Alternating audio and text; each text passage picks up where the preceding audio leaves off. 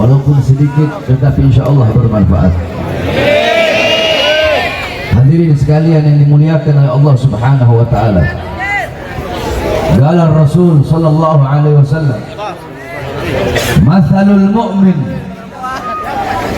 fi tawaddihim wa ta'atufihim wa tarahumihim mathalul jasad idza ishtaka minhu 'udwun tada'a sa'irul jasad bis-sahri wal humma." Rasulullah sallallahu alaihi wasallam bersabda,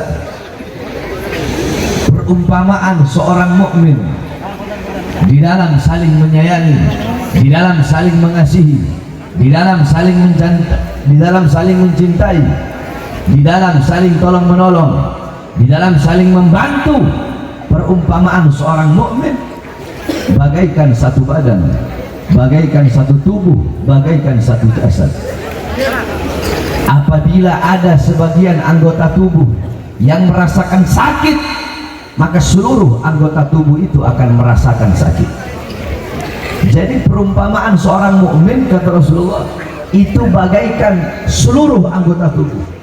Di dalam saling menyayangi, di dalam saling mencintai, di dalam saling mengasihi, di dalam saling tolong menolong, di dalam saling membantu, itu bagaikan seluruh anggota tubuh. Kalau ada sebagian daripada anggota tubuh yang merasakan sakit, maka bukan hanya anggota tubuh yang sakit itu yang merasakan sakitnya, tapi seluruh dari ujung rambut sampai ujung kaki akan ikut merasakan rasa sakit yang dirasakan oleh sebagian daripada anggota tubuh yang sakit tersebut. Contoh, kalau kita sakit gigi, bukan hanya gigi kita yang sakit, akan tetapi seluruh anggota tubuh akan merasakan rasa sakit. Seluruh tubuh kita demam, seluruh tubuh kita sakit, seluruh tubuh kita meriang. Seperti itulah perumpamaan seorang mukmin.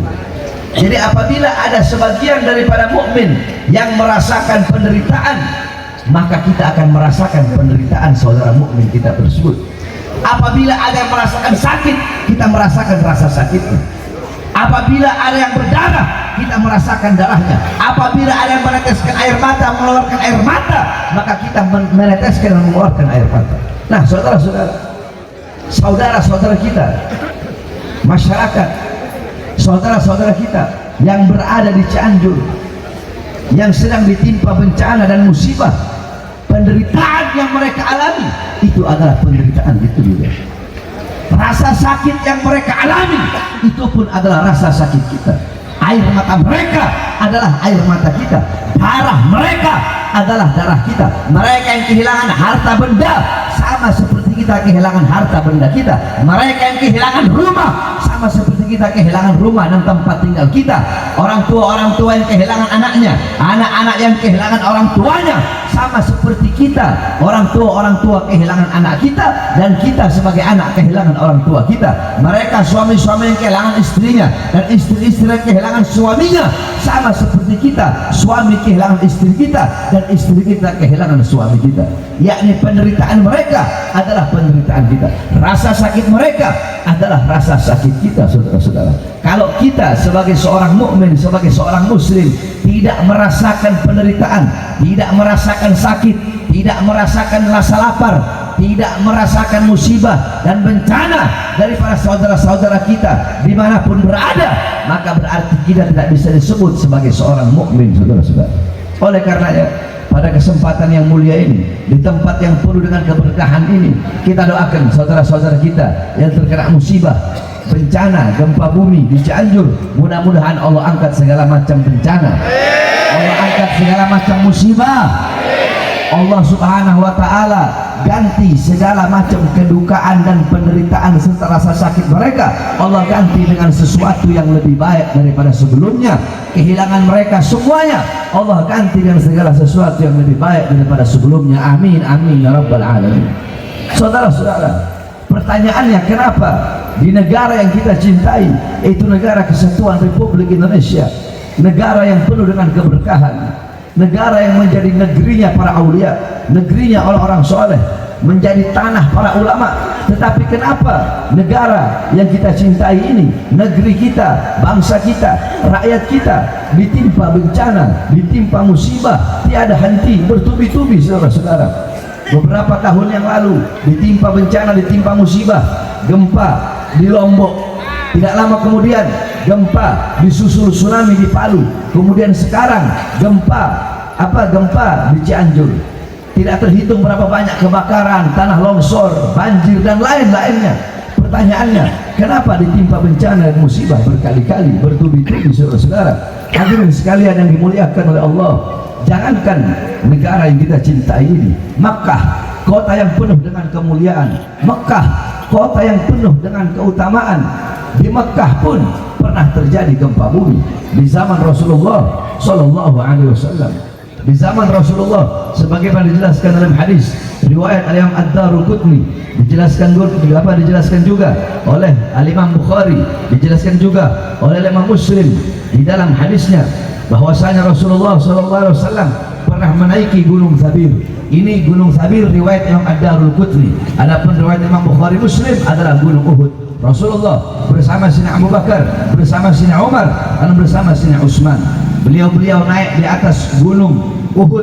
Kemudian Rasulullah SAW bersama Sina Abu Bakar, bersama Sina Umar, bersama Sina Utsman.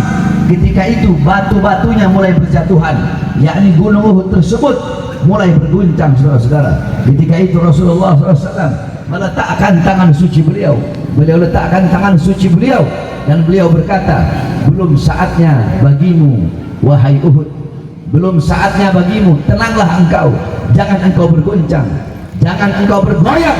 Sekarang belum saatnya bagimu. Ketahuilah, di atas engkau ada seorang nabi, maksudnya Rasulullah, ada seorang siddiq, maksudnya Sina Abu Bakar As-Siddiq, dan ada dua orang syahid, maksudnya Sina Umar dan Sina Utsman ibn Affan. Tenanglah, belum saatnya bagimu untuk berguncang.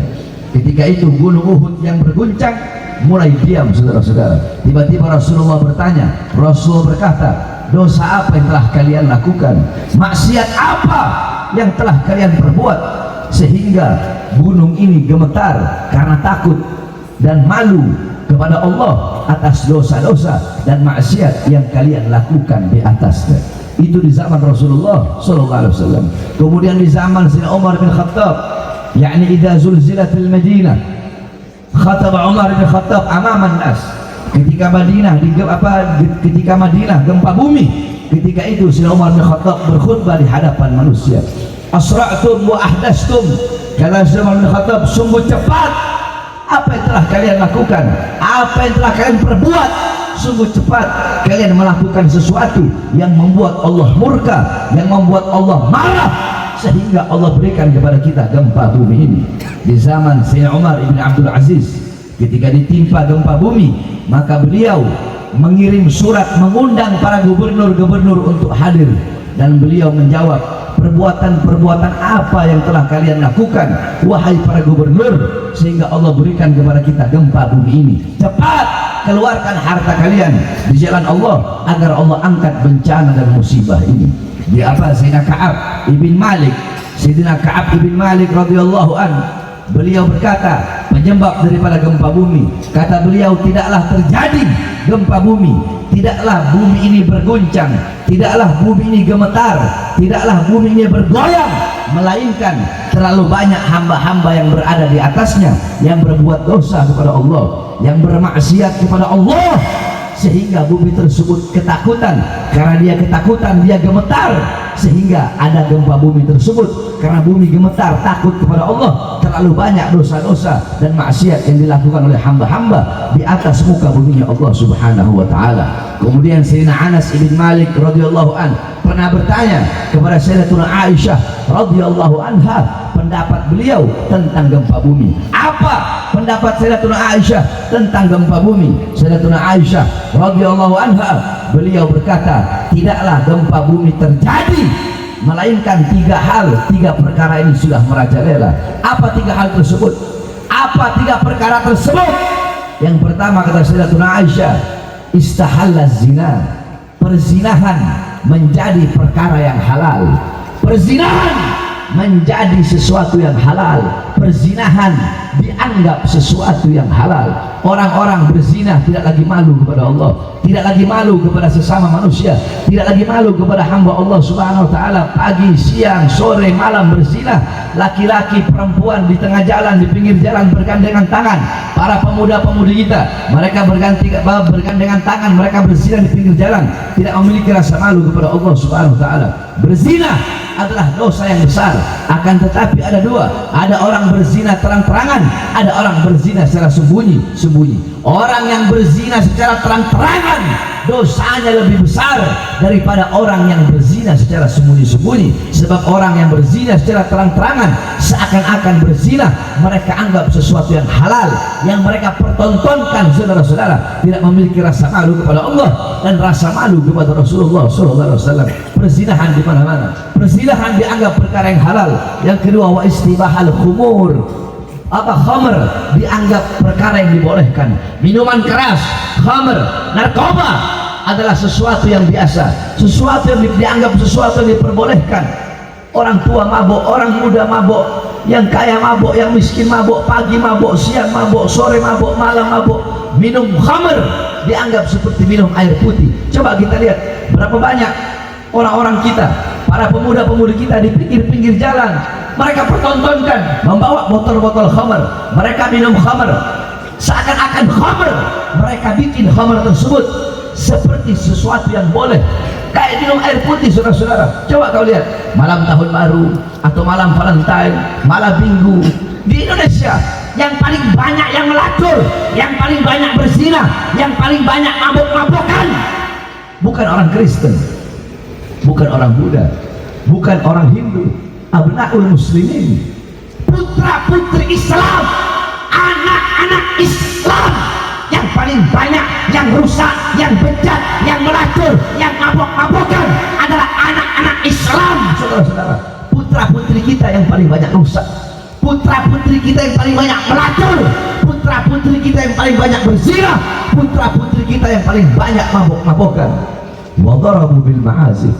Penyebab ketiga daripada gempa bumi adalah banyak orang-orang lupa kepada Allah, mereka memainkan musik-musik yang membuat lalai kepada Allah Subhanahu wa taala. Coba kau lihat anak-anak zaman sekarang, pagi, siang, sore, malam sibuk dengan TikTok, sibuk dengan perkara-perkara musik yang membuat lupa dan lalai kepada Allah Subhanahu wa taala. Kalian sibuk dengan handphone kalian semua, pagi, siang, sore, malam, tiap saat, tiap jam kalian sibuk pegang kalian punya handphone. Tapi alhamdulillah ini kampung, mudah-mudahan kalau di perkampungan biasanya jarang orang main handphone. Tetapi enggak juga, sekarang di kampung-kampung juga orang sibuk pakai handphone, betul? Anak kecil umur 9 tahun, umur 10 tahun udah bisa main handphone. Yang tua, nenek-nenek udah pakai handphone. Anak kecil main handphone, nenek-nenek main handphone,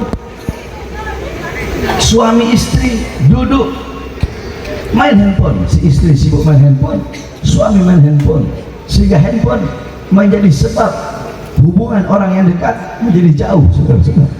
Ini yang terjadi. Handphone merampas kau punya waktu, kau punya kehidupan.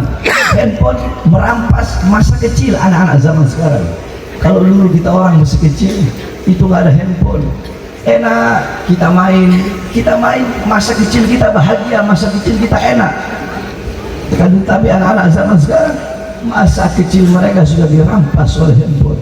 Bukan berarti nggak boleh main handphone, silahkan kalian main handphone sesuka hati kalian, silahkan main handphone.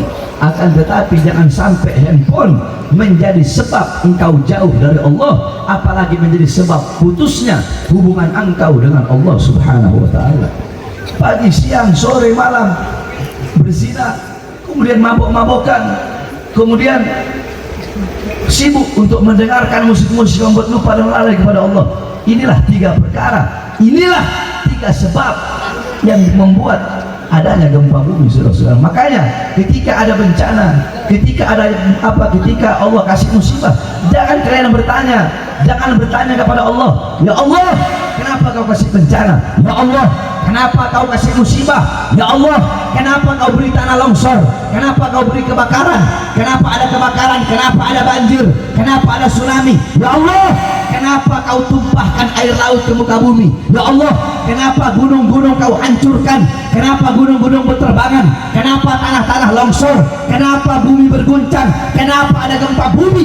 Jangan sekali-kali engkau bertanya kepada Allah, tapi tanyakan kepada engkau punya diri. Tanyakan kepada diri kita, tanyakan kepada anak-anak kita, tanyakan kepada orang-orang tua kita, tanyakan kepada pemuda-pemudi kita, tanyakan kepada para ulama, para ustadz, para kiai, para habaib, para penceramah, para pengkhutbah, tanyakan kepada para aparat, tanyakan kepada para pejabat, tanyakan kepada para pemerintah, RT, RW, lurah, camat, bupati, wali kota, menteri, presiden, tanyakan kepada anak-anak muda, orang-orang tua, tanyakan kepada rakyat kita, masyarakat kita, bangsa kita, tanyakan kepada para ulama, tanyakan kepada para pemerintah, maksiat apa, dosa apa yang telah kita lakukan, yang telah kita perbuat, ketaatan apa yang kita tinggalkan sehingga mengundang bala dan bencana bagi bangsa dan rakyat Indonesia. Saudara-saudara,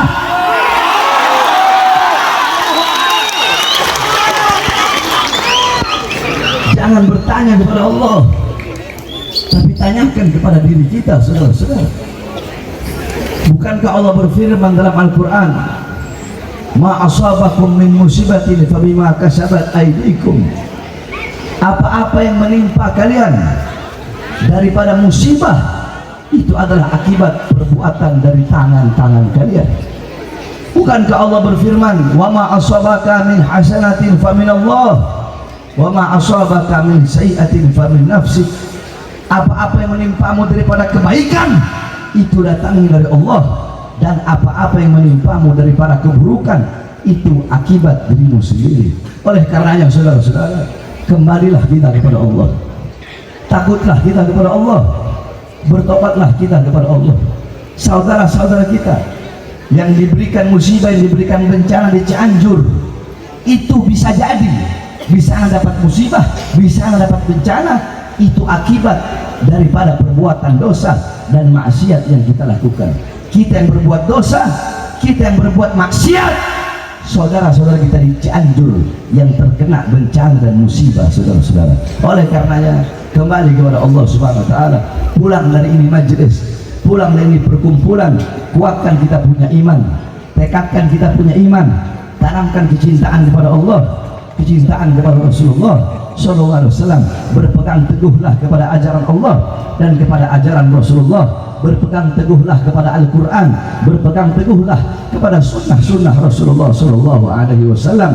Jangan jauh dari para ulama, jangan jauh dari orang-orang soleh, jangan jauh dari para habaib, jangan jauh dari para pewaris Nabi Muhammad, jangan jauh dari penyambung lidah Nabi Muhammad, jangan jauh dari para pemegang tongkat estafet perjuangan baginda Nabi besar Muhammad sallallahu alaihi wasallam. Yang terakhir, sebelum saya tutup, saudara-saudara sekalian yang dimuliakan oleh Allah Subhanahu wa taala, besok hari Jumat pada tanggal 2 Desember 2022 tepatnya di Jakarta di Masjid At-Tin akan diadakan acara Munajat Akbar, Istighosa Akbar, Reuni 212. Saudara-saudara, saudara-saudara sekalian yang dimuliakan oleh Allah Subhanahu wa taala, ingin saya sampaikan kepada seluruh yang hadir di ini majelis, saudara-saudara, Reuni 212 bukanlah milik perorangan, betul.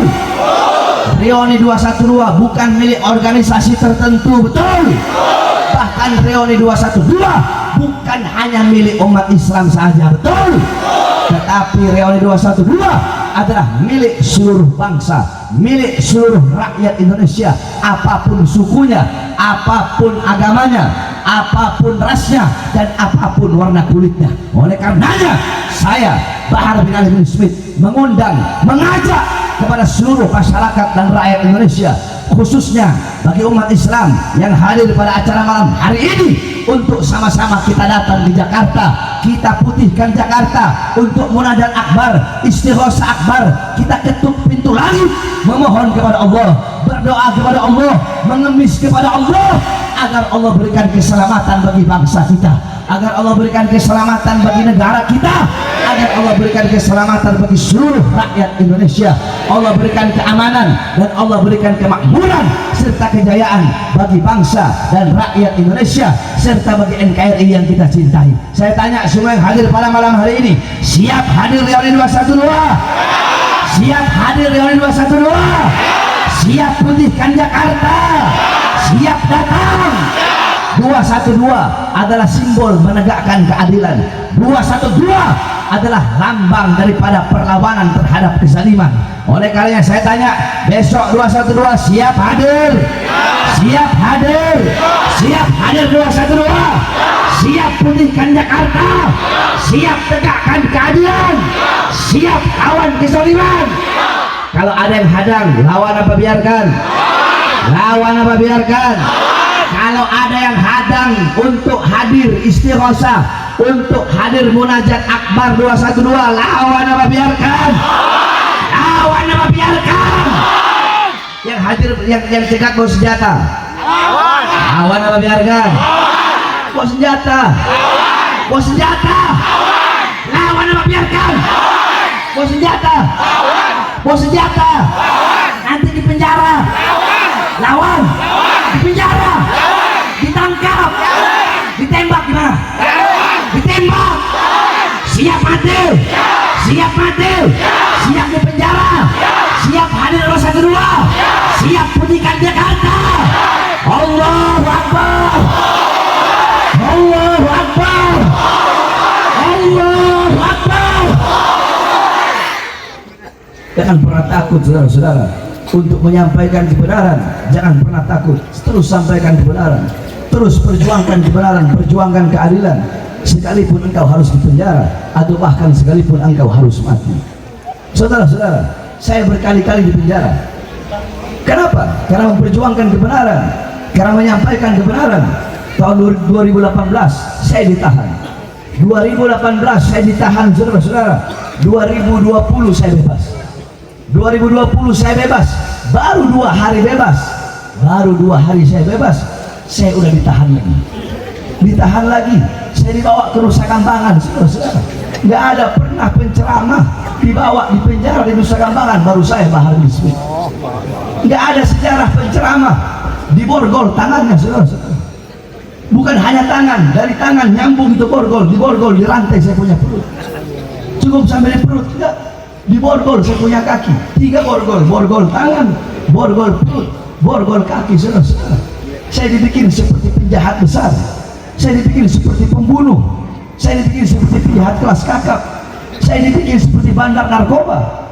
Padahal para koruptor tidak diborgol, saudara-saudara. Apakah saya makan uang rakyat? Tidak. Apakah saya merugikan rakyat? Apakah saya merugikan negara? Berapa banyak harta rakyat yang saya makan? Tidak. Apakah saya membunuh orang? Apakah saya membunuh rakyat? Apakah saya membunuh anak buah? Apakah saya membunuh anak buah? Terus yang bunuh anak buah siapa? Siapa yang bunuh anak buah? Siapa yang bunuh anak buah? Anak buahnya jadi makan, anak buahnya jadi makan, apalagi bukan anak buah, betul? Sesama polisi aja dimakan, apalagi rakyat biasa yang bukan polisi, betul? Biadab tidak? Biadab tidak? Biadab tidak? Bajingan bukan? Bajingan bukan? Diborgol tangan saya, perut saya, kaki saya, saudara-saudara. Udah, saya ditahan. 2021 saya keluar, 2021 saya bebas, saya keluar. Belum sampai 1 bulan saya udah masuk lagi, saudara-saudara. 7 bulan baru bebas, sekitar 2 bulan 3 bulan lalu saya bebas. Kenapa? Karena saya mati-matian membela syuhada KM 50, saudara-saudara. Saya ditahan 7 bulan. Hadirin sekalian yang dimuliakan oleh Allah, berkali-kali saya sampaikan di persidangan, berkali-kali saya sampaikan di hadapan umat, di hadapan bangsa, di hadapan rakyat. Sering saya katakan, bagi saya untuk menyampaikan kebenaran, untuk memperjuangkan kebenaran, untuk menegakkan keadilan demi bangsa, demi agama, demi rakyat, demi Indonesia, jangankan hanya di penjara. Di penjara itu perkara yang kecil, saudara-saudara. Bagi saya, bagi para Haribin Smith, demi bangsa, demi agama, demi rakyat, demi Indonesia. Jangankan hanya di penjara, nyawa saya, jiwa saya, darah saya, demi Allah murah harganya untuk tumpah, saudara-saudara. Di penjara kecil, demi bangsa, demi agama, demi rakyat, nyawa, jiwa saya, darah saya, murah harganya untuk tumpah, saudara-saudara. Saudara-saudara, mereka para pengkhianat bangsa, mereka orang-orang yang zalim. Mereka bisa memenjarakan tubuh saya, mereka bisa memenjarakan jasad saya, mereka bisa memisahkan saya dengan anak-anak saya yang masih bayi, mereka bisa memisahkan saya dengan anak-anak saya yang masih kecil, dengan putra-putri saya. Mereka bisa memisahkan saya, mereka bisa memborgol tangan saya, memborgol perut dan kaki saya, mereka bisa memenjarakan jasad saya, mereka bisa memenjarakan badan saya. Tetapi demi Allah, api-api perjuangan yang saya nyalakan, saudara-saudara, suara-suara kebenaran yang saya sampaikan tidak akan pernah bisa untuk dipenjara sampai datangnya hari zaman, saudara-saudara. Oleh karena saya tanya semuanya, siap sampaikan kebenaran, siap lawan kezaliman, siap lawan kemungkaran, siap tegakkan keadilan, walaupun harus mati siap, siap mati, siap hancur, siap binasa. Allahu Akbar. Siap bela bangsa, siap bela NKRI, siap bela Indonesia. Allahu Akbar. Indonesia merdeka, merdeka, merdeka. Allahu Akbar. Bismillahirrahmanirrahim. Allahumma